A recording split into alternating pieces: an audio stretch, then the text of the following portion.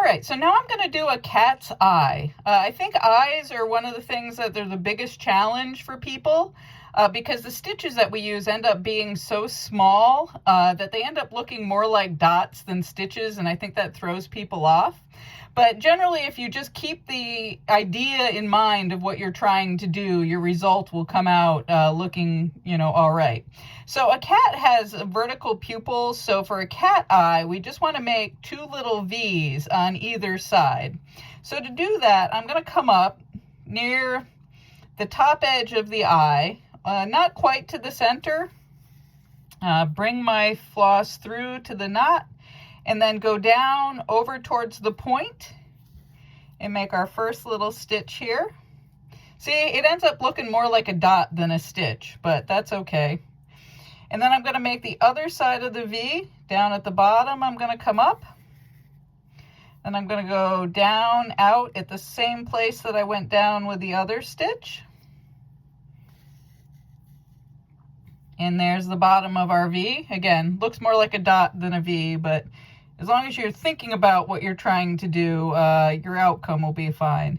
So now we got to make the other side, and we're going to leave a little gap there. So you want to come up, not where you came up on the first stitch, leave a little distance there. And again, we're going to go out and go down towards the other point of the eye, make a little stitch there.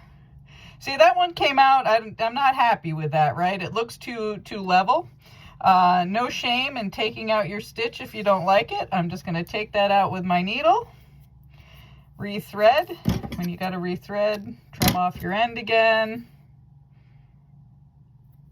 Rethread your needle. Then we're going to come down and try to make this a little happier this time. There we go.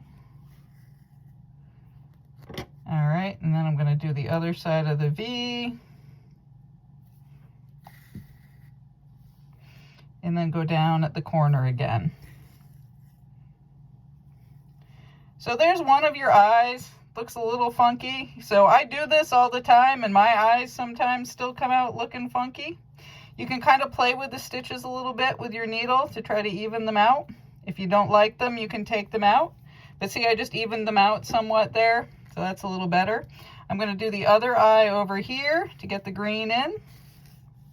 Using the same process. You don't need to cut off the thread between doing the 2 eyes. Just making your little stitches on either side.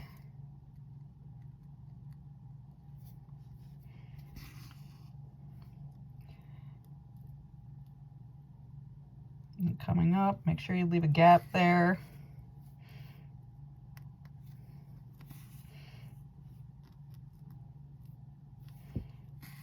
Again, I'm doing this fairly quickly for the video purposes, so maybe not completely perfect, but you get the idea.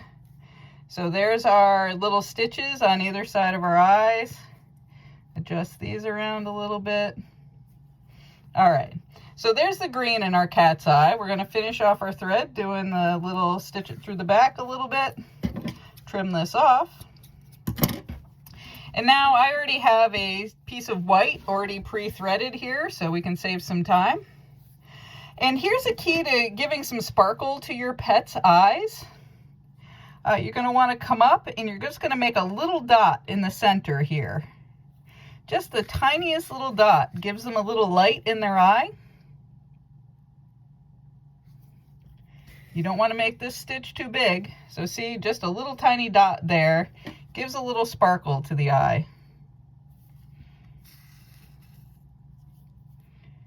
And we'll do the same with the other eye. Again, you don't need to change the thread. Now, I was pre-planning a little bit here because I know I need to do the white around the muzzle. This piece of this eye is still bothering me. There we go. I'm going to pull that up a little. So I'm going to actually start sewing around the muzzle without having to re-knot my thread. So I'm just going to come down here. So I'm going to start over here and start doing my blanket stitch around my cat's muzzle. So that saves you a little bit of time if you plan out what you need to do with your pieces of thread. So just keep that in the back of your mind.